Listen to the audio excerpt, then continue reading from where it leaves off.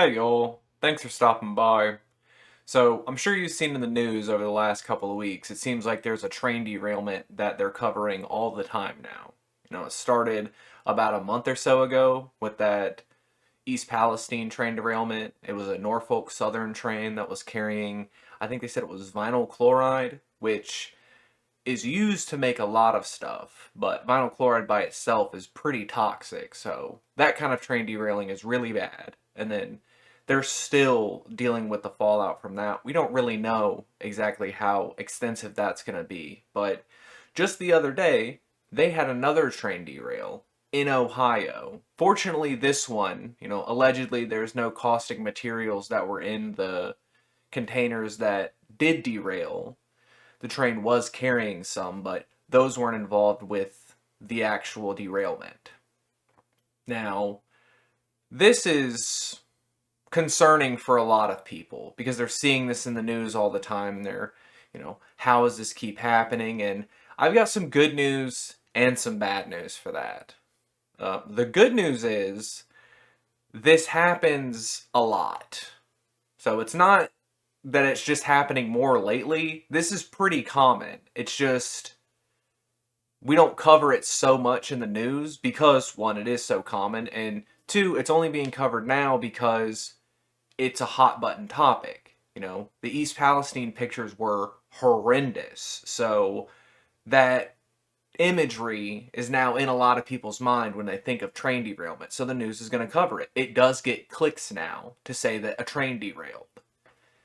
The bad news is, unfortunately, the same as the good news. This is really common in America. There's like 3 a day that happen, roughly. If you want to take the end of the year figure, it's like 900 to 1,000 that happen. So it's roughly 3 a day. Train derailments. And that shouldn't happen.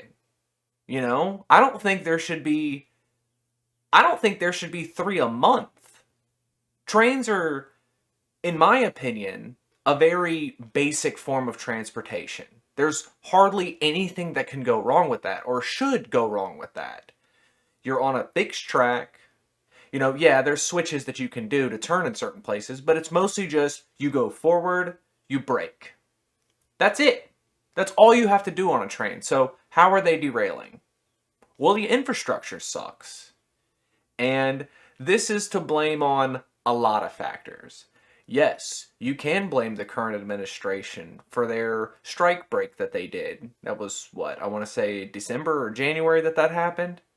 That's what those people were striking about. It's bad working conditions for those employees. They're not able to see when these horrendous things are going to happen. It's if you're tired, you do bad work. That's just how that goes. If you're stressed out, your work's going to lack. Now, the other side of this, if you go back one administration to the Trump era, yes, they did sign in certain leeways for these train companies so they didn't have to install protective equipment on their trains carrying caustic materials. That would stop some of these derailments, probably a great deal of them, especially the ones that deal with caustic materials. But, the end note, why does this keep happening, is because maintenance in the short term isn't profitable, so these companies don't want to do it. Now, it certainly would be profitable in the long run. If you didn't have trains that derailed literally every month, yeah, things would probably run a lot smoother. You would probably save more money. But it's that whole penny wise, pound foolish sort of mentality with these large companies. They just don't care. They know that paying out a lawsuit will be cheaper than fixing it. So they don't. I really would like something to come from this. They've got, what's it, the National Transportation Bureau or National Transportation Safety Bureau is going out to, you know, basically put some hands on Norfolk Southern and hopefully we'll get some regulations on them. I mean, I don't really think there should be much to argue about. We use trains for transporting everything. So rails should be in good shape. Trains should be in great shape. And the people who work those machines, the operators of those trains, should be compensated extremely well. They shouldn't have anything, they shouldn't have any kind of stressors about their job, anything like that. Let them get their sleep, let them get their food, let them get their pay. Whatever those guys want, let them have it.